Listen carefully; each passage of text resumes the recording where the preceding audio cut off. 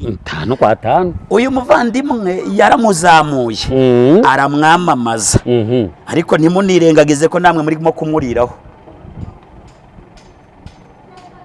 Ariko nibo babayamamaje. Kubikubwira je ntabwo babinteye. Yerega ariko niko wabiyamamaje.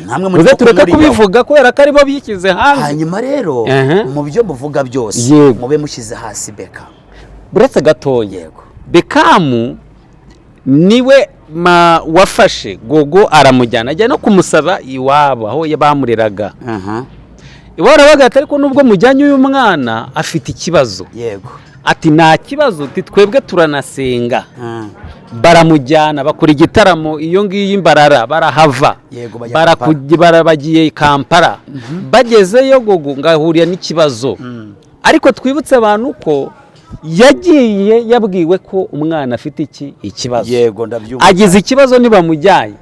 Agize ikibazo avuye mu mwuka bahita bakora ikiganiro aho kugira ngo bamenyeshe iwabo.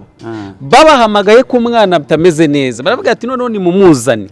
Abandi banga kumuzana. Aho ngaho sinavuga ko ibi bintu byose Beckham ari we Beckham ari we wabyikururiye. Ntabwo ariko bimeze. Twagiye uraduha impamvu n'ibyabaye ntabwo Beckham yarabyiteze. Cyambere nsobanura iki kintu ariko baba mu burangare ngisobanurira uwari wese uri ubashe kudukurikirana. Beckham yamwambutsa mu gihugu cyangwa se amuzamura banze umenye ngo yarashinzwe iki kuri Gogo. Yarashinzwe itangazamakuru kuri we. Bivuze ngo yarashinzwe kumwamamaza mu bitangazamakuru. Urumva yaramwanze muvandi? Ntabwo yaramwanze. Ntabwo yaramwanze. Ibyabaye rero ndabyemera ko numvise n'ababyeyi be bari bazi ikibazo ngo gafite. Yego. Kigicuri. Igicuri kigufatira aho ugeze hose. Igicuri ntusezerana nacyo. Wibuke ko yabajije ababyeyi be arababaza ngo ariko uburwayi ngo gafite murabuzi? Ngo turabuzi turabumenyereye ntacyo butwaye ntacyo mutwara. Nimubona aguye hasi mutegereza akanya gatoya nk'iminota 2 cyangwa iminota 3 birarangira. Nuko yarabizi. Hanyuma ariko barahagurutse bakambuka umupaka bakagera Mbarara bakaza gusanga ameze nabi ariko bakabona ubuzima burakomeje ntabwo bari biteze ko bizagenda kuri iki. Icyakora ndakomunsyo umene nkasiri gusa aho ngaho baba barimo gushinyagurira umuryango wabuze umuntu rwose. Beckham nashaka nyumve cyangwa zanyumve nundi wese uri bumwumva amuhoreze iki kiganiro bibaye ari ukuri ko karima ko bari kwaka amatungo Gogo yasize izo ngurube nayo mahene ngo bajye kwishyura amafaranga byaba ari ikosa. Ahubwo bakagombye gufata mu mutungo umwe yinjije bakashyigikira uyu muryango wabuze wabo. Mu mvugo ya Kinyarwanda ni bushi. Ko batabyemera se ko yari afite umutungo ko batabyemera ntago babyemera bakavuga ati nta mafaranga ahari. Reka mvuga aka kantu. Yego. Ubanje kuvuga ku mafaranga yamuhagurukije Uganda kandi ntabwo ari ayabo. Haje mu gihugu cyacu buradufite igihugu cyiza.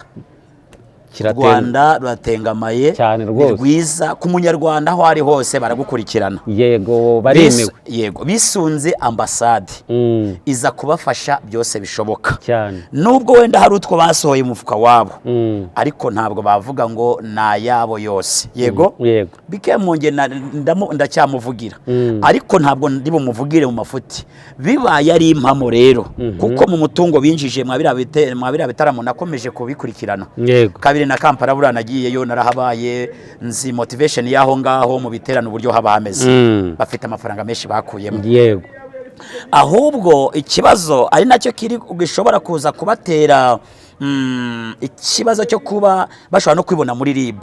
Nge ndabivuga muri uru rwego mbwira Beckham ngo agira aho yigarura wenda mu biganiro n'abandi bari bumuhamagare bamubaza. Yego. Kuko aya magambo ashobora kumukururira ibibazo. Nareke gushotora ababyeyi ba Gogo nibabihore bagarukiza aho ngaho. Ahubwo bashake ubufasha runaka bagende babayagire kuyaga no kufata mu mugongo ni ururimi rw'abarundi. Yego. ariko kujya kurekemo wenda ikosa ryahabaye hatagira n'unyumva ngo ndamushyigikiye kuko nta nubwo tuziranye uburangare bwabaye ni ukuri baramukoresheje cyane ariko kuba baramukoresheje ntabwo ari byo bintu mugomba gutopikaho cyane wenda tugomba no kumucyaha n'undi munsi n'undi azafata bajye bagerageza bashyiremo pause baramukoresheje bikomeye kuko nanjye narebye amastage yakoze cyangwa se yahagazeho n'uburyo yagiye kuririmba akajya ashakisha umwuka kure kugira ngo azamure yari yaravunitse. Yego. Icyambere rero mvuge kuri ibi bintu igisubizo cyavuye muri uru rupfu rwe. Yego. Nubwo bamwe tutari ko byumva kimwe. Dr. yasohoye itangazo rivuga ko ari ibihaha. Yego. Ese ibihaha bipfa uko byagenze bite? Natwe dusobanurire nyakubahwa. Yego. Ibihaha iyo wabikoresheje cyane wibuke ko hari igihe bagusaba ngo fata isaha cyangwa iminota 20 ingahe yo gutuza yo gufata ikiruhuko cyangwa se fata amazi unywe. Iyo wabikoresheje cyane ubudatuza rero hazamo consequence niyo consequence yahabaye nibwo burangare bwabaye ngira ngo nabo ntabwo ari bo yaba ari uyu manager wa Gogo cyangwa na BKM ntabwo babigizemo uruhare ahubwo satani yamanuye akantu kameze nk'agaho ntibabitekerezaho iyo baza kubitekereza bari kuba basubika n'igitaramo bakagikora undi munsi ntabwo bari biteze ku rupfu rw'iwe muvandi rwose nabo byarabatunguye kandi nabo ubwabo reka mvuge ngo barahombye bafite amafaranga buye barahombye guteze none se reka nkubwire hanyuma reka mvuge ngo nubwo bari baramuzamuye nibyo ushobora kunzamura ariko ntabwo ushobora kunzamura kubera impuhwe unzamura kubera impani ndimo kugira ngo ugire icyo profitaho nanjye ngo profit ese mwamwariyunze n'umuryango wavuga ko twabaye ikiganiro gisohoka batishimiye uko mwamujyanye Uganda. Urakoze cyane kubaza ibyo bibazo. Icyambere kuba manager wavuga atari kuvuga nuko tutari kuvugira rimwe. Icyo ni icyambere nuko yanyemereye kuvuga kuba ari njye uvuga kashi rwose ati turamubahaye kuko ntaje na kimwe twigeze tujyana Gogo mu murimo w'Imana cyangwa ibindi bintu tudasabye uburenganzira bw'umuryango we. Nubundi tujya guhaguruka tujya muri urugendo rwo muri Uganda ntabwo twamwibye twaragiye ati tubwira umuryango dufite urugendo rw'ivugabutumwa mu gihugu cya Uganda turaza gukenera Gogo tuzamarana nawe iminsi ingana gutya umuryango ati muzagira urugendo rwiza rero bari bamuduhaye kereka nimba rundi ruhande rw'umuryango cyangwa rw'iyisi umuryango ruko amafaranga yavagamo yafatagaho make andi nakahereza Gogo ndetse n'umuryango we umurera uyu munsi ariko twabonye bakurikirana bavuga ngo mu byo bagiye bakora byose mu bitaramo byose yakoze yabari inyungu zose zavuye mu muziki we nta n'igice na kimwe bigeze babona nibyo koko nta n'igice na kimwe bigeze bakira bo mu rugo kivuye kuri Gogo.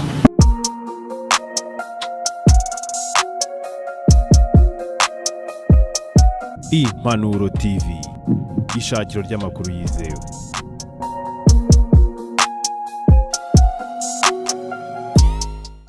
Ko mubizi rero twari kuri Rwanda Forensic Laboratory cyangwa kuri morgue y'ibitaro bya Kacyiru nahamaze kwakirwa umurambo wa nyakwigendera Gogo Glorious.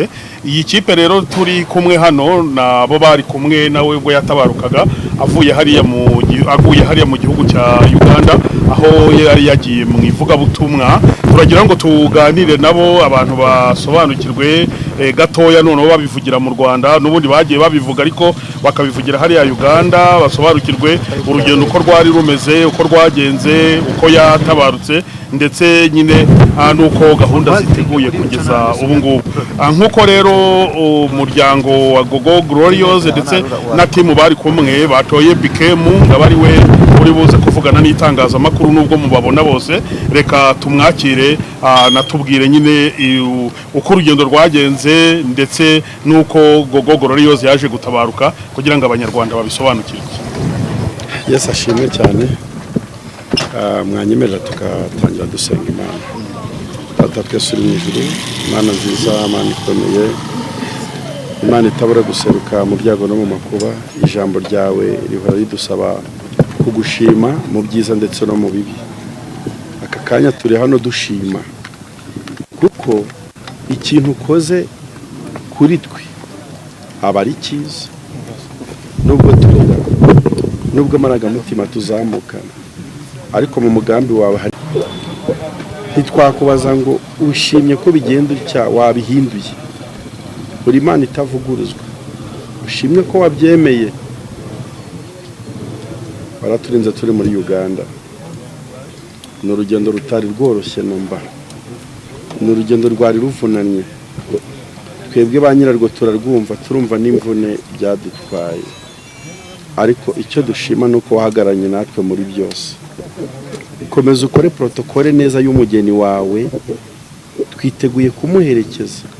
Ushimwe ko wantoranije ugatoranya abagenzi banjye, ngaba ari gushyira umugeni mu biganza agataha ari kumwe natwe uko wabihisemo. Dufashe rero muri aka kanya ibyo tugiye kuvuga n'ibyo tugiye kuganira bibe inkuru nziza iherekeza uwatashye. Mu izina rya Yesu Kristo tubyambaje urakoze, amen. Muraza kunyihanganira muri iki kiganiro. Ijambo rya mbere ni ryo kubashimira itangazamakuru n'ibindi binyamakuru bishobora kuba biteraniye hano uyu munsi wa none. Njyewe nitwa Bikemu wa Yesu, nitwa Bikorimana Emmanuel, uzwi nka Bikemu wa Yesu ku mbuga nkoranyambaga. Nyakwigendera Musabyimana Gloriose wamaze gutaha cyangwa se Gogo, muri team management ye ninjye wari uhagarariye itangazamakuru ndetse n'umuziki. Ariyo mpamvu ari njye ugiye kuvuga cyangwa se gusobanura iby'inkuru yo gutaha kwa Gogo, dore ko byamaze no kwisobanura, twabivuze kenshi. Ahubwo nyine tugiye gukwenta tuvuge Gogo uyu munsi ari he, Gogo azashyingurwa ryari, hehe. Nicyo kintu tugiye kubasha kugira imbere y'itangazamakuru. Muri iki kiganiro rero ndi kumwe n'uruhande rwa Uganda, twazanye kugira ngo nabakomeze basangiza amakuru, kuko Uganda ni igihugu cyatubaye hafi cyane aho umugeni wacu yatahiye. Itangazamakuru rya Uganda ryakoze akazi kenshi cyane. So I want you to interpret what I'm saying, because I don't want to text Ugandan people before we do present ourselves. My name is Fred Muziki Rukundo. I'm based in Kampala, Uganda. I'm a music promoter. Nibo bamwishe. None ujya kwica wabyumvishije? Aravuze ngo nibo bagize gute bamwishe. Buretse gatoya. Kufata umuntu ukamusengera amasaha 3 kandi ubona adahumeka, kandi wamujyanye kwa muganga mukamusengerayo banamushyizemo bomboni. Urabona umuntu nta mwuka afite, uri gusengera umubiri wapfuye. None ahangaha ibi ngibi ni iki cyo ni ikintu gikomeye. Aya masaha 3 ushatse kuvuga wasengeye umuntu, urabona nta mwuka afite, aho kumutabariza ngo umujyane. Kuvuga ngo rero iri kosa bakoze ni kosa rikomeye, ndetse bagomba gukurikiranwa n'ubutabera. Aba bamujyanye baramurangaranye, niyo mpamvu uvuze ngo bamwishe nka wabawiciye amabere. Habagaragayemo uburangare, barangaranye umuntu kubwabo n'ubusambo bwo kwanga gukora ku mafaranga, abuza amafaranga kuko yasaruye muri menshi y'uyu Gogo yariyemo menshi. Uganda bagiye bashyiraho ibiturisho, bagenda batanga amafaranga bayaha Gogo. Aya mafaranga batangaga, ayo bakiraga, ndabizi ko Gogo ari abadiaspora bamukoragaho umugisha cyane.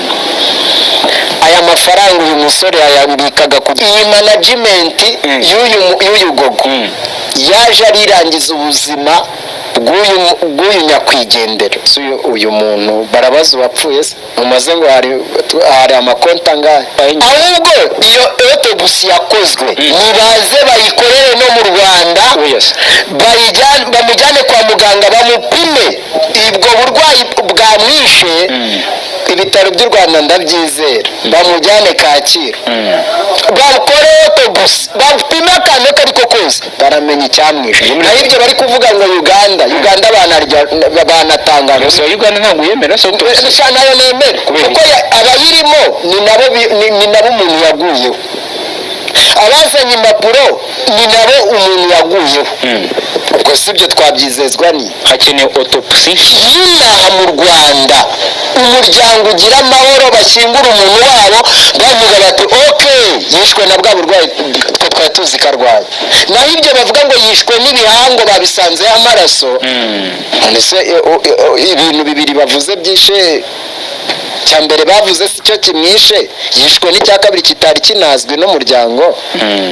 Hanyuma se ayo maraso yaturutse yarakubiswe se avira imbere, amaraso yageze ku bihaha gute? yagezwe niba atarakubiswe ntagwe, yaviriye imbere ate? Aba bana aba basore wabyumvishije bundi koko wamugani cyakora ubundi umutipe baza afitanye ikibazo na Bikemu kabisa. Si none se ndaguriye barimo basengera umuntu, hari abakubita, hari abasunika, hari abagira gute. Ibyo byose bikorerwa tugendane amasaha 3 umuntu batamuha guhema. aha ngaho rero twagiye urasobanura iki kushyigikiye Bikemu? Karosi ndamuzi, twanarabanye twarakoranye, hari ahantu namuyoboye, ndamuzi ahubwo felicitation courage nziza. Reka mvuge ngo ibaza ariko gusengesha umuntu amasaha 3 wamugane aragarutse akoze ikiganiro cya mbere avuga ngo gogo yishwe n'iki ngo ni gicuri, noneho bitaro biragaruka ati yishwe n'ibihaha.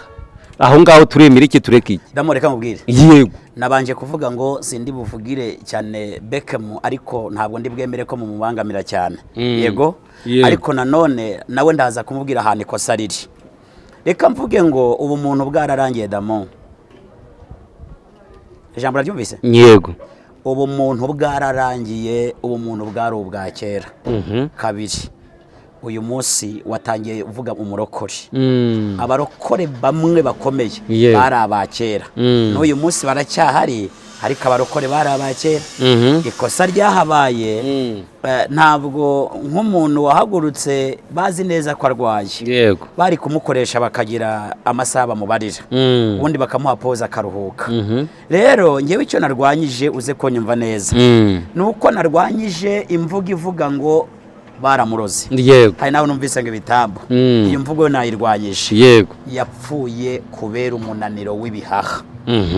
Icya kabiri, ntabwo yishwe n'igicuri nk'uko ariyo ndwara yari yaramubase. Yego, birashoboka ko nacyo cyari kumwica. Yego, ariko abadogiteri bavuze ko atari cyo cyagize ute, atari cyo cyamwishe. Rero twebwe nta n'ikindi twemera, ndetse uwo ari we wese n'abashaka ngo naribu ibigemo barabijyamo bagendeye ku nzandiko cyangwa ku cyemezo cyatanzwe na muganga. Ikirenze kuri nongeye kubaha ikaze mwese mukomeje kubana natwe aho muherereye hose mu bihugu bigiye bitandukanye, tubifuriza kugubwa neza. Hanyuma n'ubundi turi muri wa mujyo wo kubweza abantu kuri cyangwa se wo kureba ibishwe tukabihishura tukabigaragaza, ariko uyu munsi wa none tugiye kunyarukira hano hirya i Rwamagana, aho umurambo cyangwa se aho umurambo wa nyakwigendera wahise ujyanwa hano Kacyiru, ndavuga Gogo. Hanyuma tugiye kugaruka kuri aba manager ko ari babiri, uwitwa Bikemu ndetse na manager wundi ugaragara nk'umusore. Hanyuma Bikemu bamushyize mu majwi avuga ko yaba yarariye amafaranga ya Gogo hamwe n'uriya musore. Hanyuma rero reka nakire uyu muvandimwe abanze atwibwire anaturamutse, ubundi twikomereze n'ibiganiro byacu. Murakoze, ndabasuhuje. Yego, mwebwe muri kudukurikirana muri iki kiganiro.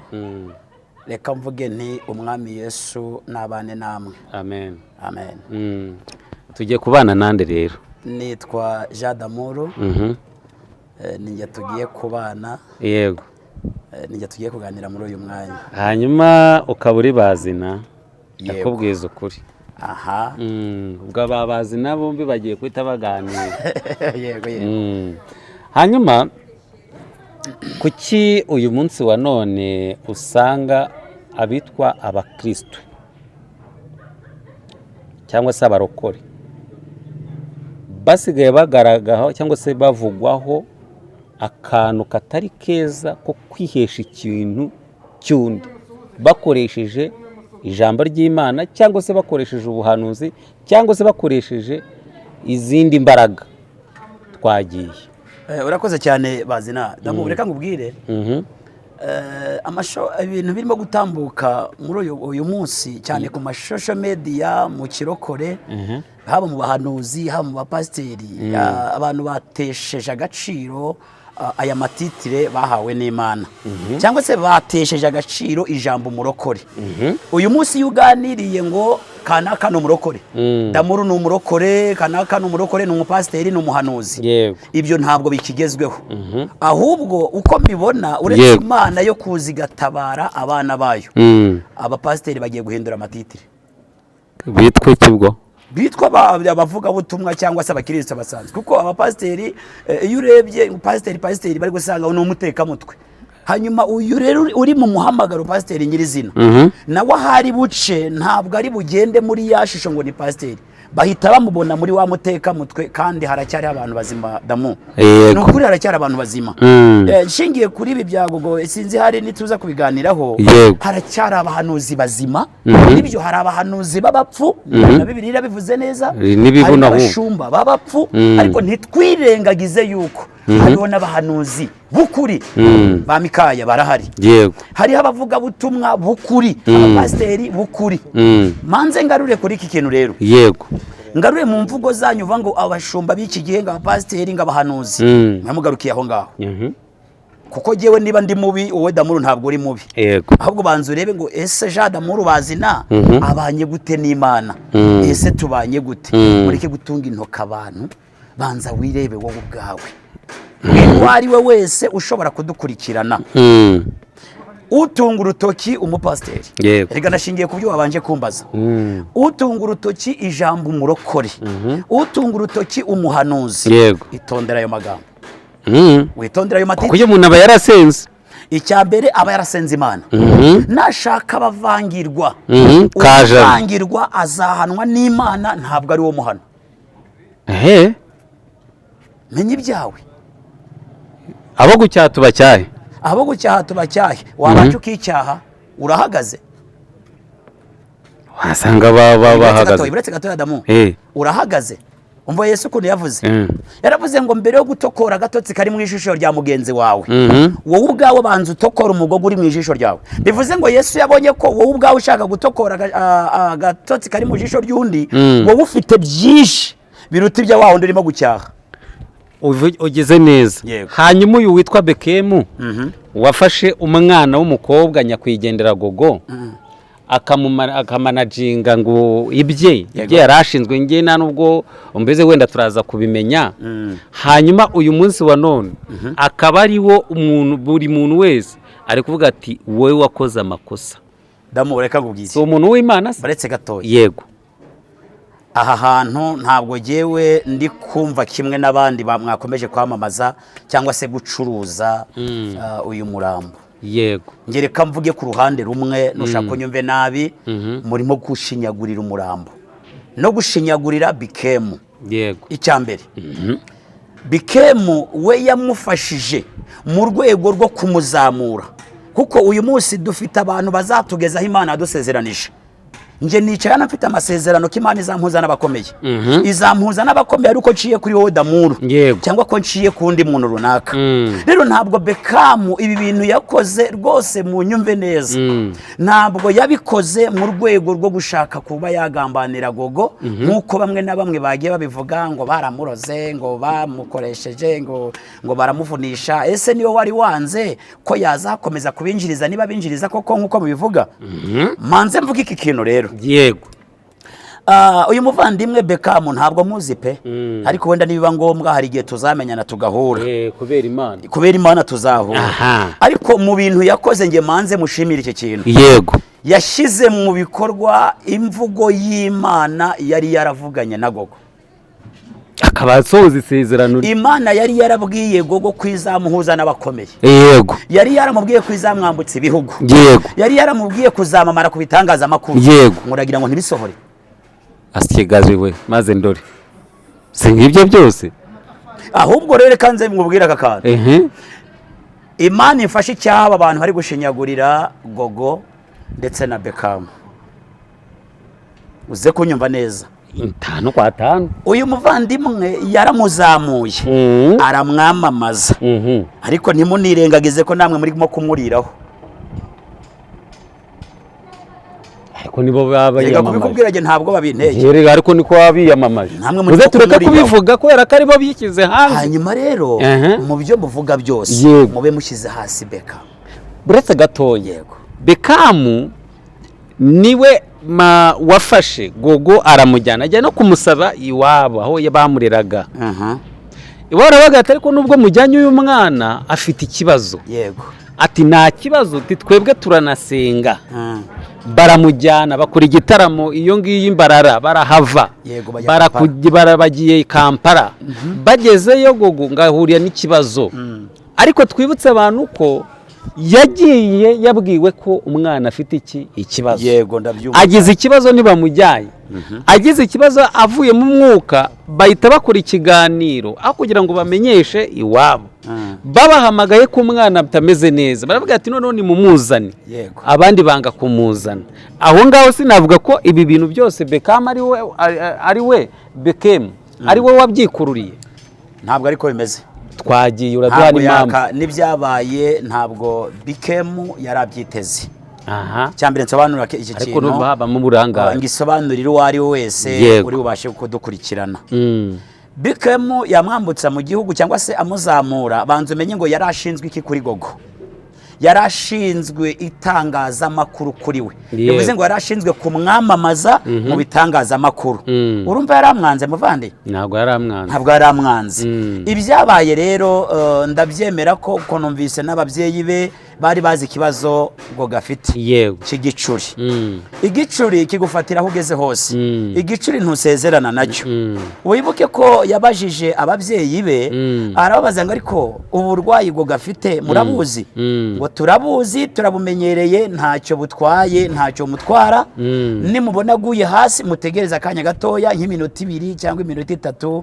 birarangira nuko yari abizi hanyuma ariko barahagurutse bakambuka umupaka bakagera Mbarara bakaza gusanga ameze nabi ariko bakabona ubuzima burakomeje ntabwo bari biteze ko bizagenda kuri iyi icyakora ndakomunsiyo umene nkasiri aho Beckham wende ikosa ryahabaye hatagira n'unyumva ngo ndamushyigikiye kuko nta nubwo tuziranye uburangare bwabaye n'ukuri baramukoresheje cyane ariko kuba baramukoresheje ntabwo ari byo bintu mugomba gutopikaho cyane wenda tugomba no kumucyaha n'undi munsi n'undi azafata bajye bagerageza bashyiremo pause baramukoresheje bikomeye kuko nanjye narebye amastage yakoze cyangwa se hagazeho n'uburyo yagiye kuririmba akajya ashakisha umwuka kure kugira ngo azamure yari yaravunitse yego icyambere rero mvuge kuri ibi bintu igisubizo cyavuye muri uru rupfu rwe yego nubwo bamwe tutari ko byumva kimwe Dr yasohoye itangazo rivuga ko ari ibihaha yego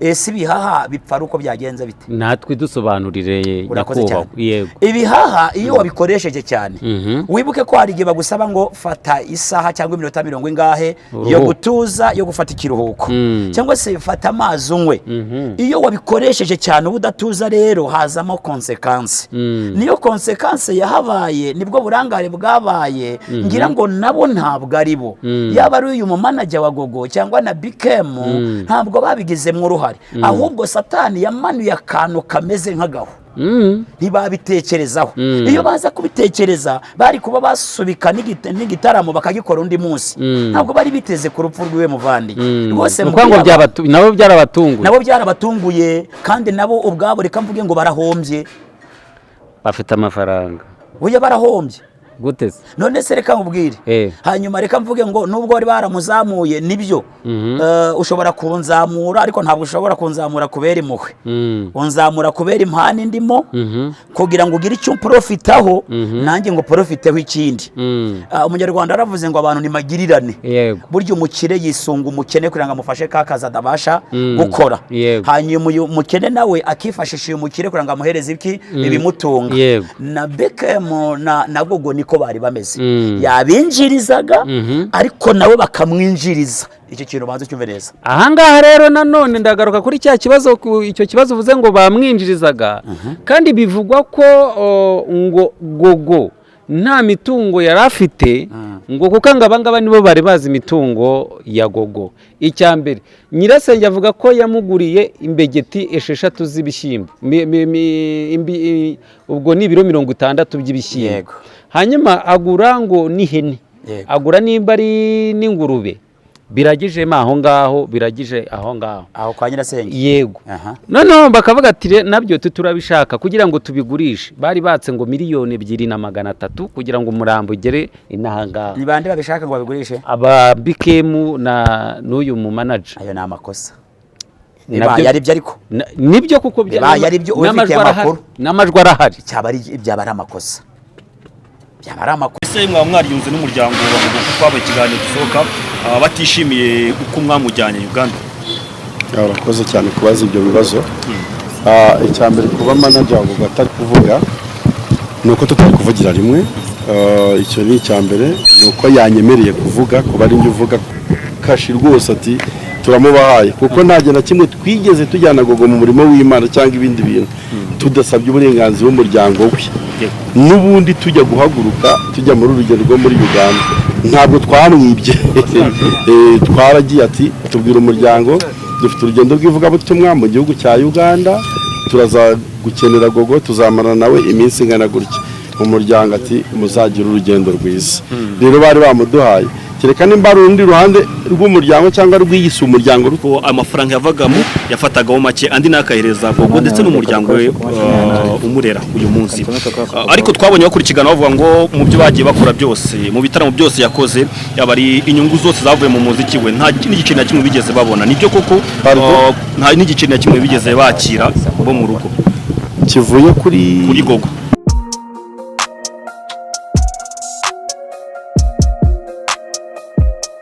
Impanuro TV, ishakiro ry'amakuru yizewe.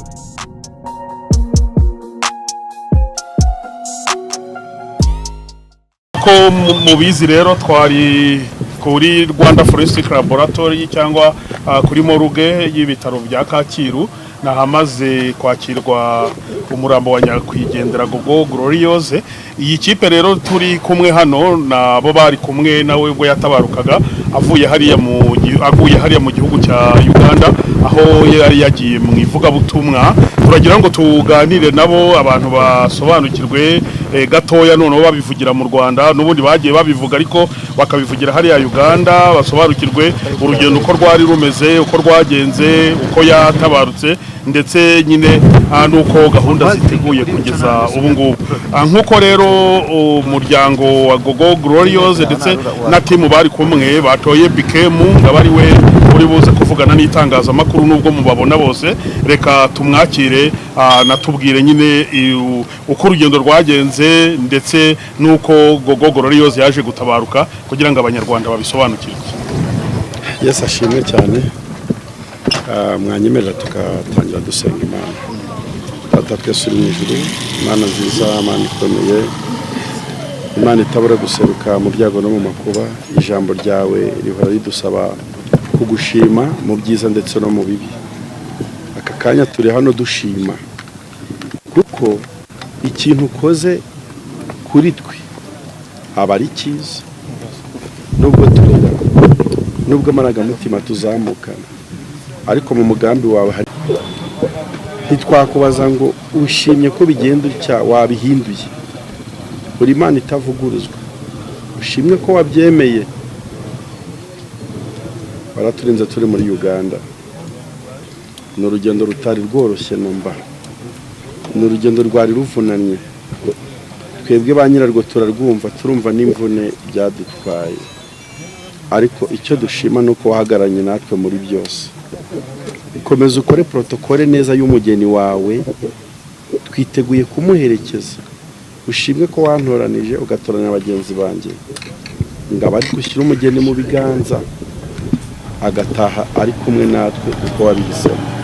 Dufashe rero muri aka kanya ibyo tugiye kuvuga n'ibyo tugiye kuganira bibe inkuru nziza iherekeza uwatashye. mu izina rya Yesu Kristo tubyambaje urakoze. Amen.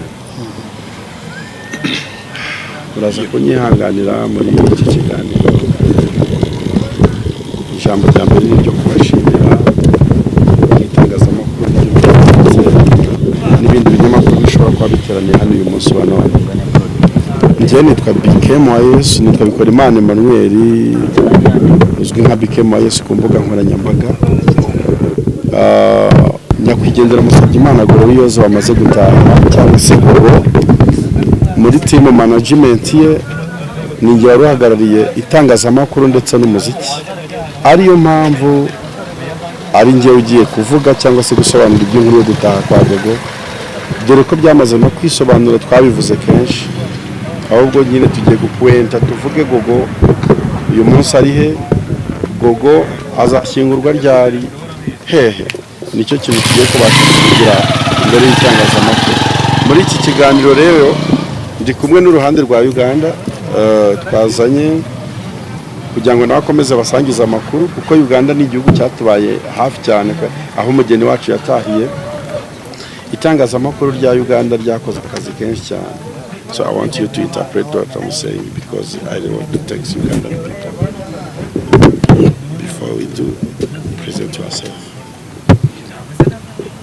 My name is Fred Muziki Rukundo. I'm based in Kampala, Uganda. I'm a music promoter and I've been working with several artists, including Butera Knowless. I'm her representative in Uganda. In the same line is how I came to meet several artists from Rwanda, coming for performances and other gigs.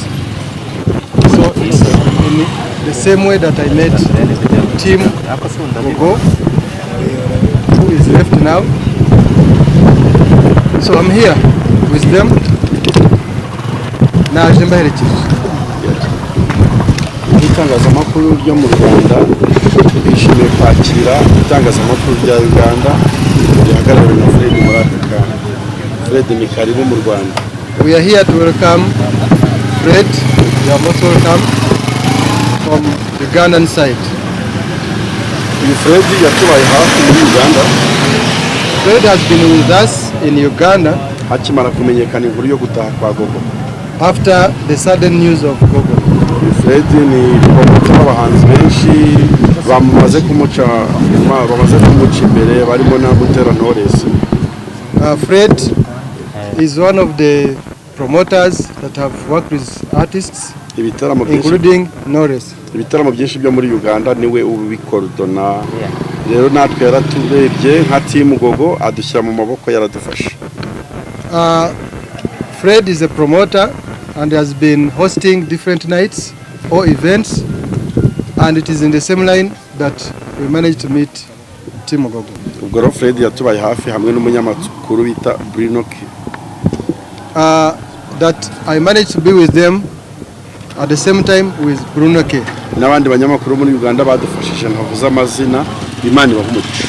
And other artists, he has not mentioned the names. May God bless you. Ibi tubivugiye ku butaka bw'u Rwanda kugira ngo nabo turekonese umusanzu wabo, baradufashije cyane. I'm talking this on the land of Rwanda, and we want to thank you so much, people of Uganda. Reka nze ku nkuru ya Gogo. This is the story of Gogo. Gogo Gloriose ni umuririmbyi waririmbaga indirimbo zo kongera guhimbaza Imana. Gogo Gloriose has been an artist who has been praising God. Umuririmbyi ukomoka mu karere ka Rwamagana mu murenge wa Fumbwe. A musician from Rwamagana at a place called Mubumbwe. Fumbwe. Gogo Gloriose ntabwo yari umuririmbyi gusa, yari na doctor. Gogo has not been just a musician, but I may call her a doctor. Kubera iki mwita doctor? Hari benshi yaruhuye mu mvugo ze. Why do I call her a doctor? There are many people that she managed to heal. Hari benshi hari yarinze kwiyahura. Sorry? Hari benshi yarinze gufata ibyemezo biri ku buzima bwabo. There are many people that almost wanted to commit suicide.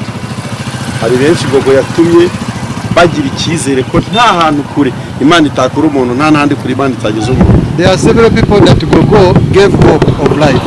Ndatangazwa n'ijambo rikomeye Gogo yambwiye habura icyumweru gapfa. There is a word Gogo told me a week before her passing. Naramubajije ngo ni ikihe gitangaza ushima Imana ku buzima bwawe yaba yaragukoreye. I asked Gogo, what kind of miracle did God do for you? Yaransubije ngo namaze gusobanukirwa ko Imana itarobanura ku butoni kandi ko nta hantu kuri Imana itakuvana umuntu, nta n'ahandi kuri itamujyana. That God is a fair God. Kurobanura mu gitamute Katonda tayawula. Let me speak it in Kiganda. Okay, iryo somo Gogo araridusigiye. Gogo has given us a lesson. Dore inkuru ya Gogo rero y'ukuntu yatashye. This is the story of how Gogo died. Ndashaka gusobanura iki kintu imbere y'itangazamakuru kuko nabonye hari abari kugisobanura mu buryo butari bwo kandi ari umuntu wacu twariho ataha. I want to explain this so that the media can understand, because we have had a lot of rumors. Ndashaka kubigira clear. Simbivugisha amarangamutima gusa, ndabivugisha na document z'abaganga. I'm not just saying by words, but I also have documents. Gogo twavanye mu Rwanda ariko wa kane nijoro bitariki ya 30 niba mbyibuka neza twerekeza Uganda. We left Rwanda on 30th Thursday going to Uganda. Twari tugiye gukora umurimo w'Imana muri mu karere ka Kakumiro district muri Uganda. We had gone for a gospel mission in Kakumiro district, Uganda. Igihe twaragiye hari videos bigaragaza kuri channel ya Gogo Gloriose. Gogo umunsi wa mbere twabonye ibintu bikomeye bitwereka ko Gogo ari kudusezeraho ntitwabimenya. Umunsi wa mbere wa crusade, the very first time of the crusade, there are many signs that we saw into Gogo which manifested her like saying bye. Gogo yabyiniye Imana mu buryo budasanzwe, abantu mwarabonye kuri social media. Gogo atambira Imana bigeraho afata inkoni akajya agenda kubita banze kubyina akabazana kuzana ibyo nanze ko cameraman abyerekana icyo gihe. Gogo praised God in a way that we never expected and which was unusual of what we used to see her praising God. Uwo wari umunsi wo kwa gatanu w'igiterane. It was the very first day and Friday. Ku munsi wo kuwa gatandatu Gogo yagarutse mu materaniro aririmba, twanze ko akomeza kuririmba cyane, musabira iterano ko mu indirimbo ebyiri gusa, kuko kuwa gatanu yari yakoresheje imbaraga zo guhimbaza Imana. Abati umuhanzi naruhuke aririmba indirimbo ebyiri gusa, ntizari nyinshi ku muhanzi abakora umuziki barabyumva. The next day Gogo came back for performance, but we did not allow her to do a lot of performance because the previous day she had done a lot of praising and performances. Umunsi wo kwa gatandatu rero na urangira neza dufata Gogo kuri hoteli twariho na protocole we uyu mukobwa ufite ifoto ye bajya kuryama. So on Saturday, I think it was 31st, Gogo after performance we went together and she had a rest. Ku cyumweru naho haragera Gogo aririmba izindi ndirimbo ebyiri. The next day on Sunday Gogo also performed 2 songs. Ko cyari giterane cy'iminsi because it was a crusade of 3 days. Bigenda neza rero dore ukuntu twaje Kampala rero ariho Gogo yaguye. Everything went on well until we came back to Kampala where Gogo died from. Gogo yaje Kampala ku cyumweru, kuri icyo cyumweru aza tuza nijoro duca twavuye Kakumiro tuza Kampala, dukika Kampala kuwa mbere mu gitondo saa 10. They came in the night of Sunday and reached Kampala early morning on Monday. Tugeze Kampala tujya gushaka ahantu tugomba kuryama birumvikana. After reaching Kampala we had to look for where we can rest from. Ibintu bitana tworoheye nabyo amasaha twari tuziye no kutamenyera igihugu neza. Getting accommodation that time it wasn't easy because we were not used to the country. Aho twajyaga henshi baratubwira ati nta place. Wherever we could reach it was full. Until we got where to sleep. Kuri uwo munsi wo kuwa mbere nimugoroba, that same Monday evening Gogo yatangiye kugaragaza ibimenyetso by'uburwayi. Gogo started showing signs of illness. Ariko ntibyadukanze cyane kuko ni ibimenyetso by'uburwayi yari asanganywe. But it wasn't a shock to us because it was the usual way of her illness. Yari afite ubumuga bana nabwo hari n'ikarita rero bigaragaza. She had a disability and there is a card from the government that shows her disability. Yajya fatwa tukavuga ati byabindi murabizi nk'abantu barwara igicuri hari ukuntu igicuri gifata umuntu mu minota 2 akababaye muzima mu kanya kikongera gutyo akaba yabaho ubuzima gutyo tukwarigira indwara itagivurwa ngo ikire nubwo hari n'abayikize ariko we ntiyabonetse mu bayikize icyo gihe. People who know how epilepsy attacks, you know very well that can attack you for like 2 minutes, 3 minutes and you get well, and there is no known medication for epilepsy, so she would get well. Kwa kabiri rero noneho cyaramufasha kikajya kimucugusa. So then the following day on Tuesday, the kind of epilepsy attacked her and very strong. Nabyo tubona ntibirinze n'ubundi kubyo dusanzwe tubona kuko twagendanaga nawe twajyaga tubona byinshi bitandukanye ku by'uburwayi bwe wenda kamera zitabashaga kubona. But still it was the usual way because we are used to that kind of illness, the epilepsy, and we were not shocked. She would get well. Ndi excuse no ku bantu babonye ikiganiro cyanjye nakoze kuri Yago TV show. I remember those who watched the Yago TV show. Hari jambo mutakiriye neza ko rivuga ngo inyuma y'irido hari ibintu mutabonaga ku burwayi bwa Gogo. There is a word he said that behind the cameras there are some things that used to happen in Gogo's life. Nabonye isi itarabyakiriye neza ndaza gusobanura impamvu nabivuze kuriya. The world did not receive it well, but I'm going to explain about it. Ngo Gogo yararwaye indwara twe twari tuziranyeho nka team. Gogo had an illness that every one of us in the team knew about it. N'abantu bake bari babizi. Very few people knew about it. Ntabwo twigeze twishimira rero ko abantu bamenye ibyo bintu kandi bitavuga ubutumwa ntacyo bivuze kwivuga ubutumwa iki. We did not find it necessary to inform the public about her illness. Twakomeje kubihisha. We kept it a secret because it was not necessary. Niki cyatumye mvuga gutyo ngo byari biri nyuma y'irido kubera ko hari abantu bari batangiye gutangaza ko Gogo yishwe n'igicuri n'uburozi n'ibindi bituma noneho nza kuvuga ati oya dusanzwe tuzi ko nyine yakirwaraga none reka tubibabwire ariko sicyo cyamwishe. Ubu rero muri iki kiganiro turaza kuvugiramo n'ikishe Gogo. In this conversation we shall talk about what exactly killed Gogo, though the first information was about the epilepsy. Ubwo rero abantu babonye cyangwa se bakurije ikiganiro bakanyumva nabi kuri Yago TV show usabye imbabazi kuko singiye wo gukomeretsa wagiye kandi yari donc kuri nge yari mushiki wanjye yari umukobwa wanjye yari doctor kubera ukuntu yamfashaga mu buryo bwose namwe mu dukurikiye murabizi Gogo yaduhaye ibyishimo singiyewe rero warwindutse ngo nkoreshe imvugo zidakwiye kuri Gogo cyangwa ngo ni kumukomeretsa bingana no kwikomeretsa. So I ask for forgiveness in case I hurt anyone during my interviews, especially on Yago TV.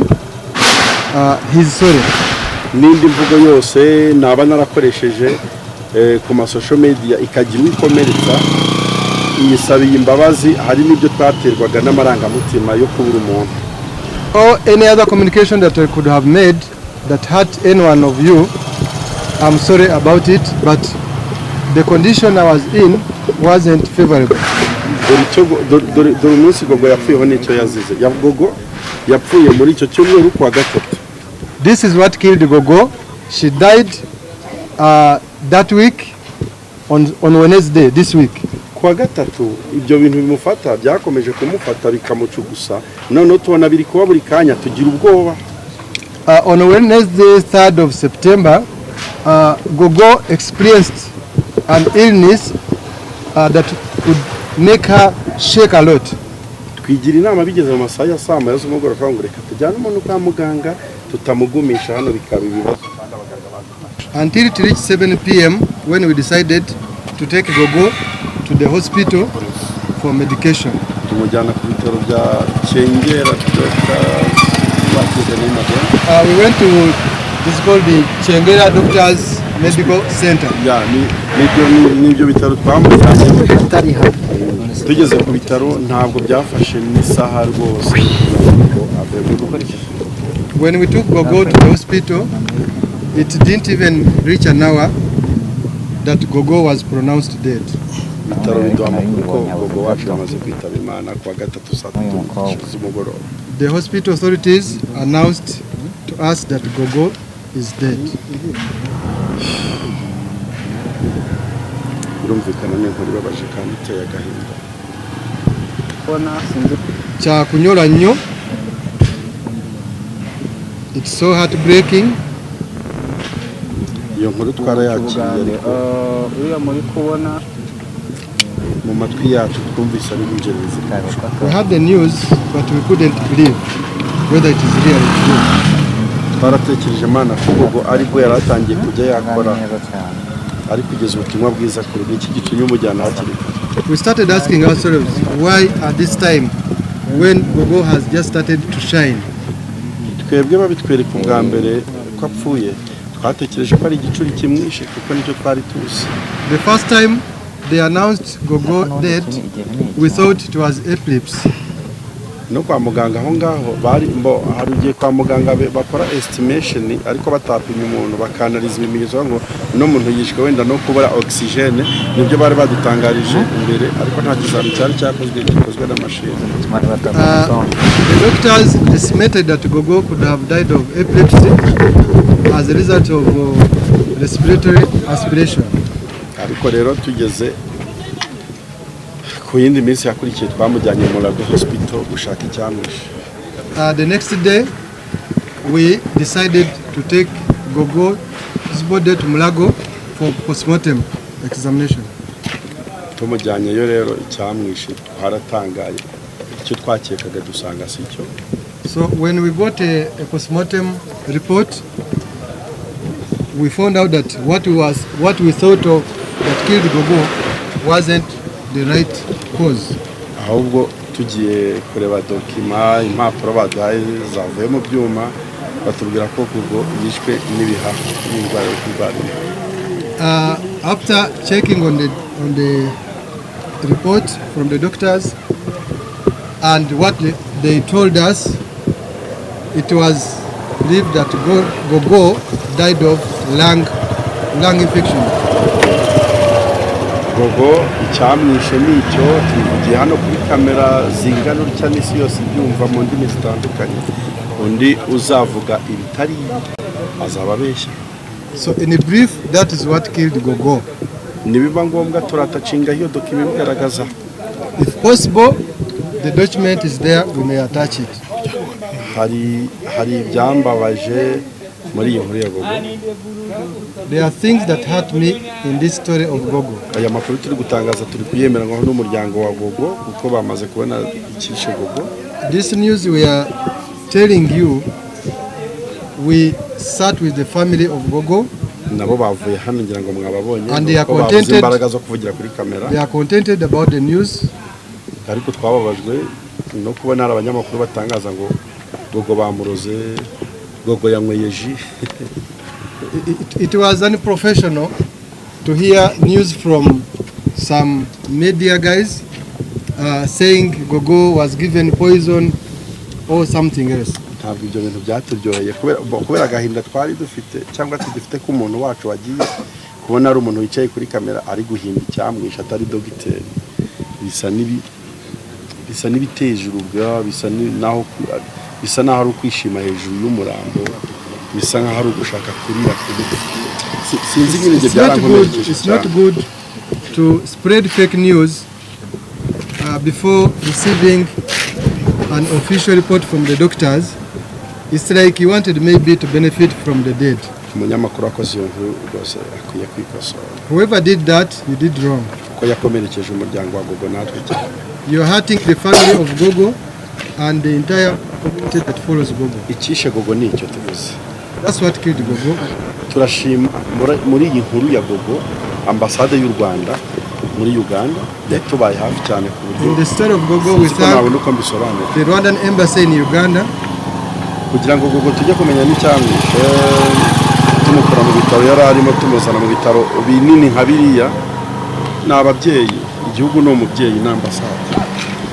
Transferring a Gogo from one hospital to the other, that is from Chengera to Mulago Hospital, it was by the help of Rwandan embassy. Ambasade ni ukuri yaradufashije. We thank the embassy of Rwanda. Rwanda. Turabashimiye burya koko igihugu ni umubyeyi. Thank you Rwanda, thank you the embassy. Uyu munsi nkuri dushimishije ni uko umubiri wa Gogo uri mu Rwanda. We are happy in sorrow that the body is here in Rwanda. Sinzi nimba byari kuryohera abanyarwanda Gogo iyo agishyingurwa Uganda. I don't know whether it would sound well to Rwandans that when Gogo was to be buried in Uganda. Ariko turashima effort igihugu cyabigizemo kugira ngo Gogo uyu munsi ashyingurwe ku butaka bw'u Rwanda tumwishyingurire. We thank everyone that helped us, especially the government of Rwanda. Ubu rero umubiri wa Gogo ubitse muri iki kigo mbona hano inyuma yanjye Rwanda Forensic Institute. So the body of Gogo has been kept here at Rwanda Forensic Institute. Turi Kacyiru rero Gogo yageze mu Rwanda. That is Kacyiru in Kigali, Rwanda.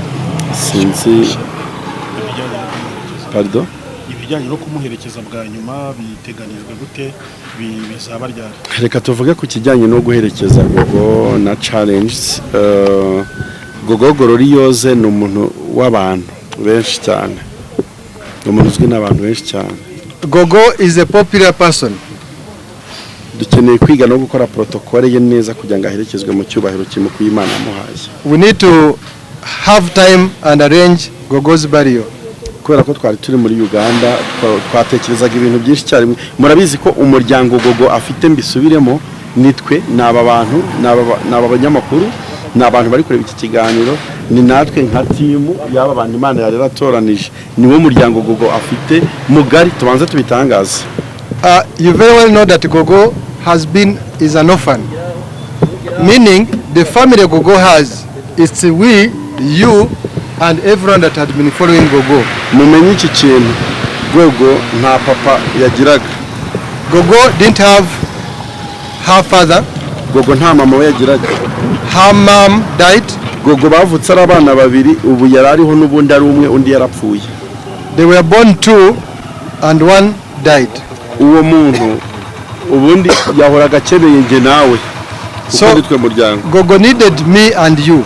Gogo n'ubundi aracyadukeneye and still needs us. Turifuza niba mubitwemereye ko dufatikanya guherekeza Gogo mu cyubahiro. We request that you join us to send Gogo in a decent way. Tubashije kurwana no kugira ngo Gogo muri Uganda mu buryo butari butworoheye. Ngewe uvugiye inkuru maze amasaha 48 ntashinzira. It's not been an easy task bringing Gogo from Kampala to Kigali.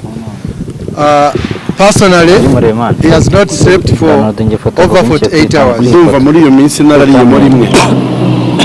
In those hours, maybe he had one meal.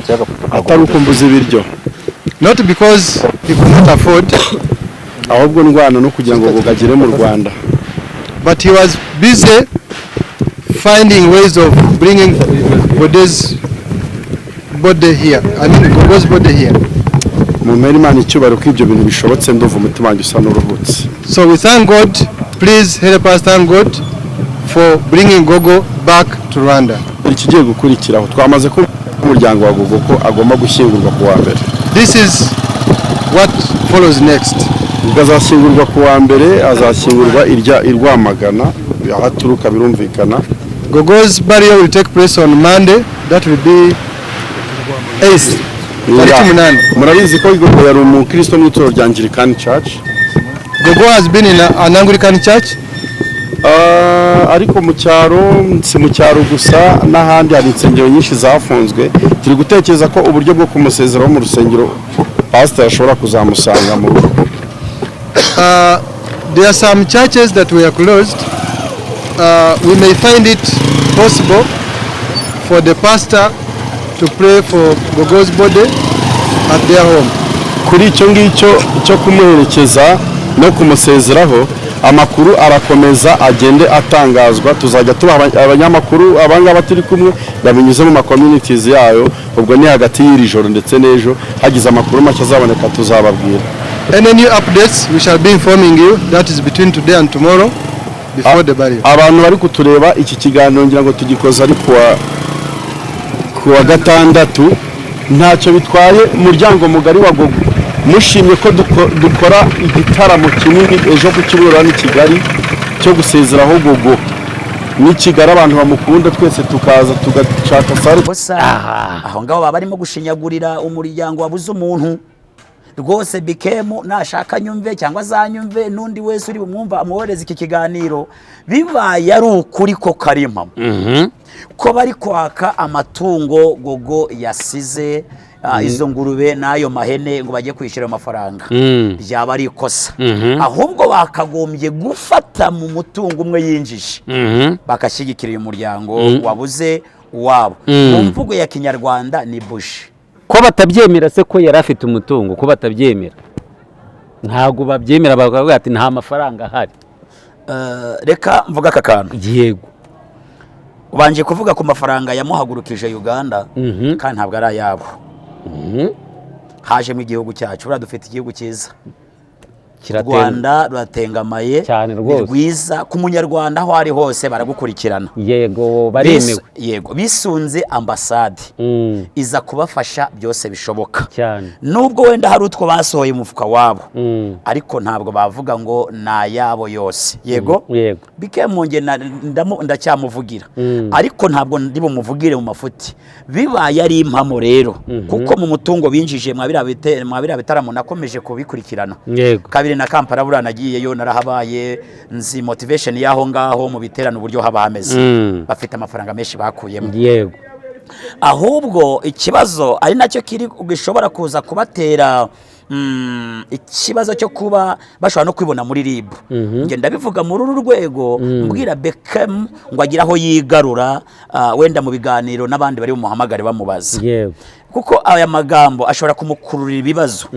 Nareke gushotora ababyeyi ba Gogo, nibabihore bagarukiza aho ngaho, ahubwo bashake ubufasha runaka, bagende babayagire. Kuyaga ni ukufata mu mugongo, ni ururimi rw'abarundi. Yego, ariko kujya kureba ayo matungo Gogo yasize ni ukubahemukira, ni ukubajora. Icyo ni icya mbere. Icya kabiri, mu mafaranga igihugu cyatanze ntabwo barimo kuyabishyuza. Bibaye ari impamo, ariko ntabwo hamya mbifitiye, ariko bibaye ari impamo ko barimo kwaka aya mafaranga, cyaba ari ikibazo. Nsabe Beckham kugira ngo agarukire aho ngaho. Kuba Beckham cyangwa se Beckham yaba avugwaho ibi bintu, ndetse bakavuga ko amafaranga ntayo babonaga. Gogo yari afite YouTube channel iriho ibihumbi 60 by'abasubscribers. Iyo YouTube channel ibihemba, hanyuma amafaranga yajyaga he? Ikindi cyongeyeho bakavuga ko bamuguriraga imyenda, bamuguriraga iki. Ahangaha nanone tukibaza ngo ibi bintu byaba bavandimwe biraza kubagonga, uzantu biri bagongere. Icyambere cyo ababyeyi baba barareba mu minsi ya mbere batangirana na Gogo. Urumva? Yego, batangirana na Gogo barareba bavuga ati ese amafaranga mwakuyemo ari hehe?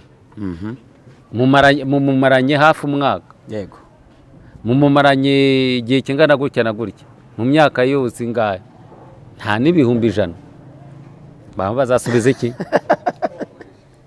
Ndamureka kubwira aka kantu rero. Ngewe navuze ngo ntabwo Beckham muzi mubona gutyo ku mbuga, ariko uburyo nahagurutse muvugira, noza kunjyana muri iyo nzira ndaza gusanga hari aho bari gukora amafuti.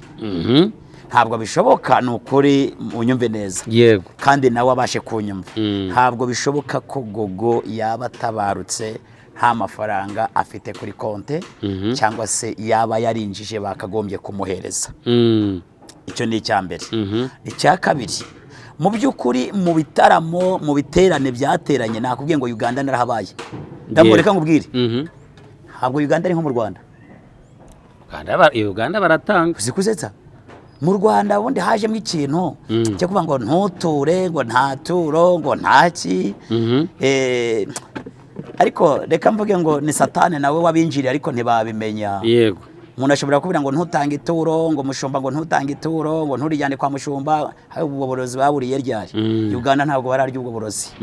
Rero reka mvuge ngo hariya Uganda baratura muvande baratura by the way Uganda ubwo ngenda vuga na Beckham kuko ngenda ndahazi. Yego Uganda niyo ugiye kubwiriza hapana ibyo mu Rwanda umukozi w'Imana abwiriza icyaka kikanamwica ntawe ndakomeje kwicara nta mazi turakennye oya uri umukene turakennye rwose turakennye oya uri umukene Imana ikugire neza ahubwo Imana mwakure ahubwo ugomba kumehereza ituro kuko bose bibaho Imana amafaranga. Oya icyambere urisanisha n'aha hantu n'iyi virusi mwamize ngo ntaturo.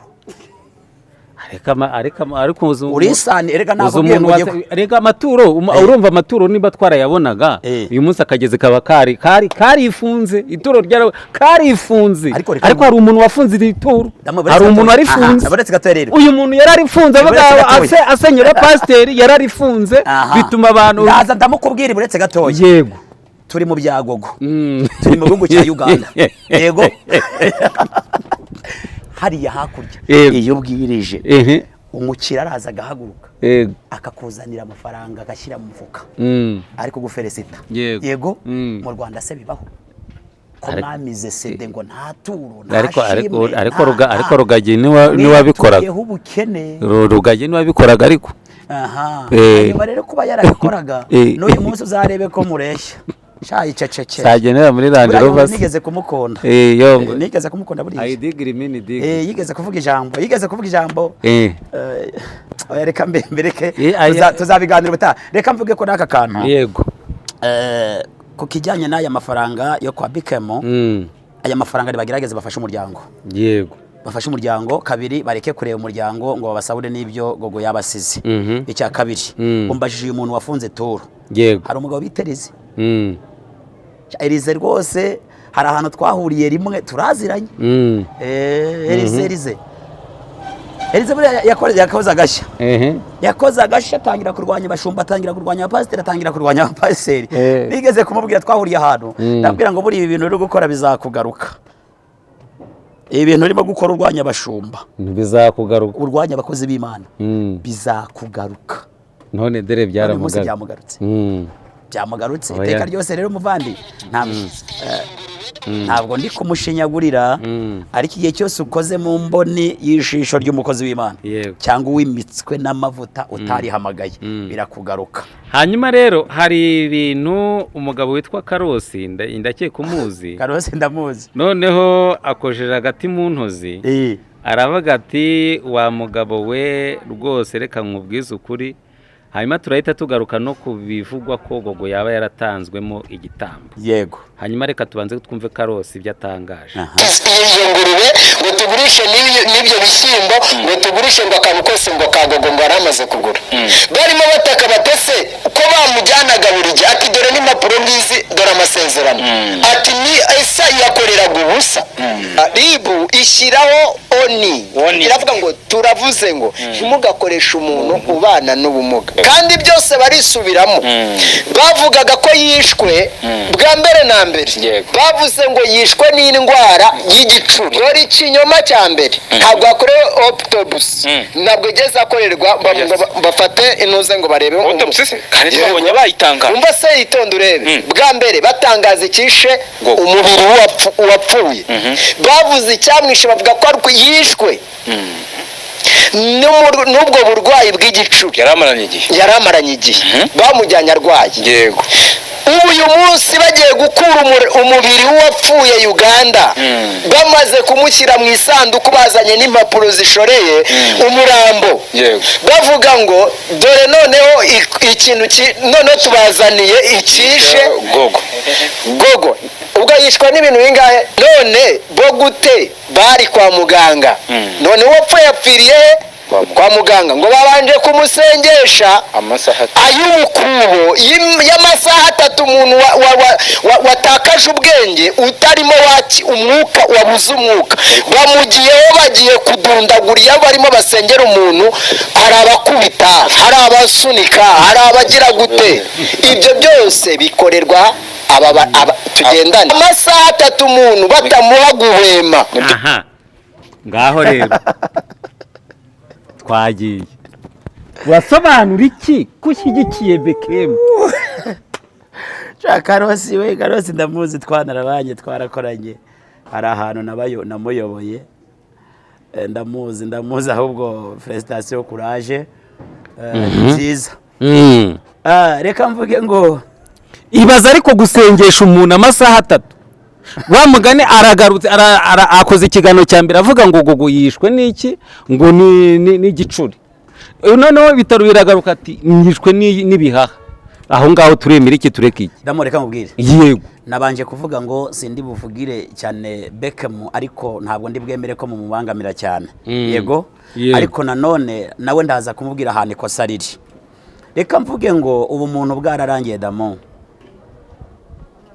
ijambo raryumvise yego ubu muntu bwararangiye ubu muntu bwari ubwa kera kabiri uyu munsi watangiye uvuga umurokore abarokore bamwe bakomeye bari abakera n'uyu munsi baracyahari ariko abarokore bari abakera ikosa ryahabaye ntabwo nk'umuntu wahagurutse bazi neza ko arwaye yego bari kumukoresha bakagira amasaha bamubarira ubundi bakamuha pause akaruhuka rero ngewe icyo narwanyije uze ko nyumva neza nuko narwanyije imvugo ivuga ngo baramuroze yego hari nawe numvise ngo ibitambo iyo mvugo nayirwanyije yego yapfuye kubera umunaniro w'ibihaha icya kabiri ntabwo yishwe n'igicuri nk'uko ariyo ndwara yari yaramubase yego birashoboka ko nacyo cyari kumwica yego ariko abadogiteri bavuze ko atari cyo cyagize ute atari cyo cyamwishe rero twebwe nta n'ikindi twemera ndetse uwo ari we wese n'abashaka ngo naribu ibigemo barabijyamo bagendeye ku nzandiko cyangwa ku cyemezo cyatanzwe na muganga ikirenze kuri muganga nta kindi kuko na leta yacu y'u Rwanda ntabwo igendera kuri Monyangire Damo yego uyu munsi hari igihe nabamfitanye ikibazo na Bekemu avuga ngo kubera ko aka kantu kabaye reka nuririreho ndamureka ngo ubwire muvandi ntugende kimwe n'abandi menya ibyawe bavuze gutya hari abantu bagiye kuzamuka nibo bari bafitanye ikibazo na Bekemu ngo reka tuzamure duhamagare ribu iragendera ku nzandiko zavuye kwa dogiteri yavuze ko yishwe n'ibihaha 1.1 hanyuma reka nze ndebe nimba Karosi afitanye ikibazo nawe nibo bamwishe none ujya kwica wabyumvishije aravuze ngo nibo bagize gute bamwishe buretse gatoya gufata umuntu ukamusengera amasaha 3 kandi ubona adahumeka kandi wamujyanye kwa muganga mukamusengerayo banamushyizemo bomboni urabona umuntu nta mwuka afite uri gusengera umubiri wapfuye none ahangaha ibi ngibi ni iki cyo ni ikintu gikomeye aya masaha 3 ushatse kuvuga wasengeye umuntu urabona nta mwuka afite aho kumutabariza ngo umujyane kuvuga ngo rero iri kosa bakoze ni kosa rikomeye ndetse bagomba gukurikiranwa n'ubutabera aba bamujyanye baramurangaranye niyo mpamvu uvuze ngo bamwishe nta nk'ababuciye amabere habagaragayemo uburangare barangaranye umuntu kubwabo n'ubusambo bwo kwanga gukora ku mafaranga abuza amafaranga kuko yasaruye muri menshi y'uyugogo yariyemo menshi Uganda bagiye bashyiraho ibiturisho bagenda batanga amafaranga bayahagogo aya mafaranga batangaga ayo bakiraga ndabizi ko gogo ari abadiaspora bamukoragaho umugisha cyane aya mafaranga uyu musore yayabikaga ku iyi management y'uyu gogo yaje arirangiza ubuzima bw'uyu nyakwigendera uyu muntu barabaza wapfuye se mumaze ngo hari amakonti angahe ahubwo iyo autopsy yakozwe nibaze bayikorere no mu Rwanda bamujyane kwa muganga bamupime ubwo burwayi bwamwishe. Ibitaro by'u Rwanda ndabyizera, bamujyane Kacyiru bakore autopsy bapime akantu kariko kose baramenya icyamwishe. naho ibyo bari kuvuga ngo Uganda banatanga gusa Uganda ntabwo yemera so nayo nemera kuko abayirimo ni nabo umuntu yaguyeho, abazanye impapuro ni nabo umuntu yaguyeho. ubwo si ibyo twabyizezwa ni hakeneye autopsy y'inaha mu Rwanda, umuryango ugira amahoro bashyingura umuntu wabo bavuga bati okay yishwe na bwa burwayi twe twari tuzi ko arwaye. naho ibyo bavuga ngo yishwe n'ibihango babisanzeho amaraso, none se ibintu bibiri bavuze byishe, cya mbere bavuze si cyo kimwishe, yishwe n'icya kabiri kitari kinazwi n'umuryango. hanyuma se ayo maraso yaturutse yarakubiswe se avira imbere, amaraso yageze ku bihaha gute? yagezwe niba atarakubiswe ntagwe, yaviriye imbere ate? aba bana aba basore wabyumvishije bundi koko wamugani cyakora ubundi umutipe baza afitanye ikibazo na bikemu kabisa. Si none se ugereka nkubaza, none se urumva Karosi ibyo avuga ni ukuri? Ndamureka nkubwire, none se ayo maraso wamugani yaturutse yarakubiswe? Ndamureka nkubwira aka kantu. Yego jewe sendya ruswa, nimutitonda namwe mwabanyamakuru, ibi byo gushaka amaviyuzi muterana imigeri, unyumva neza? Yego ndakumva. Muterana imigeri mujorana nawe ejo bazakujora. Ariko nibo babyivugiye uyu Karosi. Yego nibo babyivugiye. Hari intambara yahitinga nawe agira fight. Yego hari ubusobanuro yigeze kugira ninde yari afitanye ikibazo, niba ari Pastor Mutesi niba ari inde sinzi wariwe. Yego none aka kantu karabaye ahise yurira na bikemu. None se wabyivugiye? Karosi yikotingiye ibyo bigeze batangaza. Hanyuma rero reka ngwereke igisubizo ni iki ngiki. Ntabwo Karosi ayobora u Rwanda ngo ayobore ubugenzacyaha bw'u Rwanda. Nyumva neza ndagusubiza. Ariko uragira ngo nkubwire uyu tuvugana umurambo wahise ushyikirizwa mu bitaro bya hariya bya Kacyiru. Yego. Aha, umva kantu mvuzeho. Numvise avuga ngo bashyikirizwe ubutabera. Ino nemera. Hariya Kacyiru niba mufata bakongera bagakora ibizame. Kabiri nkuko abivuze ngo mu Uganda bashobora gutanga ruswa, hakaba hari ibindi byamwishe, ibyo ntabwo twanabihakana kuko ntabwo twari duhari.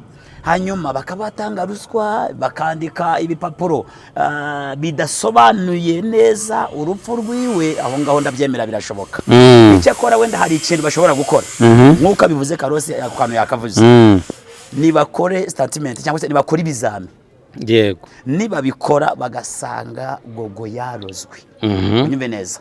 Yishwe n'uburozi. Bikemu nuriya musore nabonye muremure bari kumwe babakatire. Babafungi. Urakoze cyane. Hanyuma noneho niba bafunga se tugaruka ku kibazo nanone mbere yuko bafungwa. Tugaruka ku kibazo cyo gusengera umuntu wagiye mu ayo si amasengesho y'ubugoryi. Ariko damu ayo si amasengesho y'ubugoryi. Damu biretse gatoya. Wigize nk'umunyamahanga nakumbise. Hoya ntago ari umunyamahanga. Biretse gatoya. Yego. Uyu munsi uremera ko Imana ikiza yego cyangwa hoya? Ndabyemera ko ikiza. Hanyuma se ikizo utagerageje. None se ko itamukirije aho ngaho? Kuki itahise imukiza aha ngaho? Ishobora kumukiza cyangwa ntimukize bitewe n'igihe baretse bagiye ariko basenze. Bitewe damuru biretse gatoya. Kuko watema n'ikiganiro nyireka. Bitewe itariki yawe yageze my friend uratahucaho nawe uzapfa. Ni nayo nanjye nzapfirega n'ubuna wakumva ukumva ndapfuye. Ahubwo ko umuntu apfa mu gasakuza. Nanone aha ngaha rero navuga ngo nibahagarare hamwe rero Isibote. Bande? Ba manager. So ufite mufitanye ikibazo ariko nawe. ntacyo ngewe mfitanye nabo. oya mufitanye ikibazo nakumvise. Dore impamvu mvuga ko isi boda nuko uyu munsi wa none uzi impamvu ibibazo biri bubagarukeho. Bajyanye umuntu ari muzima arapfuye, ariko ababyeyi niberekana imitungo ye, nibayerekane birangire. Niba atayerekana rero uretse gatoya ubu tuvugana ndamutse nkize ikibazo, yego ntarabwiye umugore aho konti aho mbika, yego nkapfa, ariko turakorana muri kampani, uramutse utabivuze bakwica cyangwa bakagufunga ngo mwarakoranaga agaragaza amakonti. None se sibo bari none sibo bagombaga kumanaginga imitungo ye, kuba baramanagingaga imitungo ye birashoboka mu busobanuro baguhaye, sinzi na commentaire uri butereho. Niba bavuze ngo nta mutungo, nge navuze ngo ubaye uhari, yego bakaba batari gufasha umuryango, cyaba ari ikibazo. Ariko niba utanahari, yego ntabwo uri watera amabuye, ntabwo bere bukunde.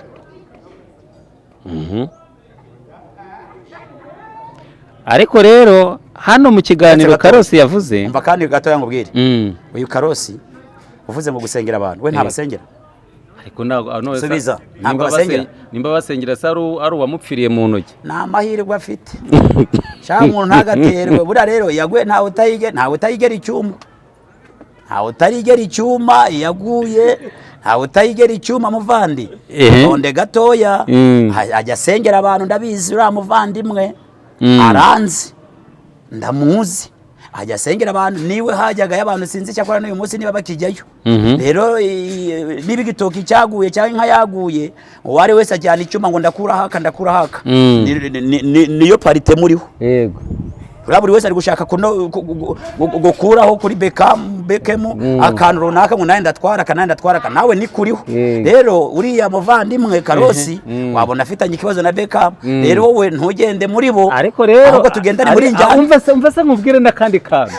Ariko rero binavugwa ko urumva muri iyi timu yagiye hari umwe wabanje guca ahantu ashaka imiti yongera ubugabo kugira ngo asige nyine ubugabo kamuzinzi ibe nini kabisa. Yaragiye mu kazi se, yaragiye oya sha ninde se nyine murumva numwe muri niko bivugwa, numwe muri bo yarabanje. Uzamuze nabo mbibabaza, urumva oya urumva nose nuzi ko haje imiti yongera ntayo nzi uko ntabwo ndayibona kandi sinkayifata.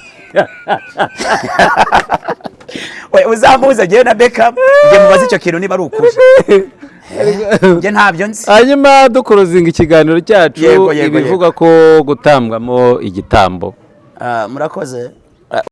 Buriya rero iyo nkurikiranye izi mbuga cyane buri wese avugaye, ubundi ibyo bitambo babitambira hehe? Subiza ariko ntabwo bizi. Uyu munsi ndi hano nicaye hano ndakennye, ariko ejo Imana ni intera iteka. Bazavuga ko abantu tuziranye, yego bazavuga ko wavugiye kuza arajya mu gukorera Imana. Abantu tuziranye ndi nzahare mu misozi ndimo ndasenga. Abantu tuziranye ndi kurara amajoro, nkanga no kurara iwanjye, nkarara mu binani, imisozi nayimaze, amazi ndi kurara mu mazi ndimo ndasenga. Ejo Imana ni intera iteka ikagira abantu ikoresha, Imana ikabakoresha ikavugana nabo, yego benshi bazavuga ngo nagiye kuzimu. Wanyumvise neza? Bazavuga ko nagiye kuzimu kandi ntibamenye ko uyu munsi uretse ko umuntu bwabuze, Imana ishobora gukoresha umuntu uri muri Amerika, uri mu gihugu cy'u Rwanda, uri mu gihugu cya Australia ndetse n'ahandi hose, yego ikaba yamukoresha kavuga ngo ngoherereje amadolari ibihumbi runaka, genda ugura inzu, genda ugura imodoka, genda ugura iki, yego ejo bakavuga ngo nagiye kuzimu. Nzaba nagiye kuzimu? Imana nikoresha abo bantu. Rero ibi bintu byo kuvuga ngo ni ibitambo, nabonye n'umudamu ajyana umukobwa uriya Dorimbogo, Dorimbogo nabonye nawe baravuze ko yatanzwe kumuvugaho, nabonye ibinyamakuru byamanitseho ngo yatanzwe nabwo natanzwe imigitambo. Je bundi bavuze na Theogene Inzahuke, bivuze ngo nanjye nimfa se muvandi bazavuga ko yatanzwe mu gitambo. Oya rero ngewe isaha yanjye nigera ntibazavuge ko natanzwe mu gitambo. Isaha yawe zaba yageze, nagogo nawe isaha ye yageze. Ahubwo reka twihanganishe uyu muryango we. Kabiri, twihanganishe Bekamu na manager wa Gogo, kandi bagende bafate mu mugongo uyu muryango wa Gogo. Hari umuntu wakumva iki kiganiro cyangwa se na Bekamu, reka nze mpamagara uyu muvandimwe. Yego, waduha nimero zawe? Yego, nimero yanjye ni 0788 97 37 47 gisubiramo 0788 9 7 4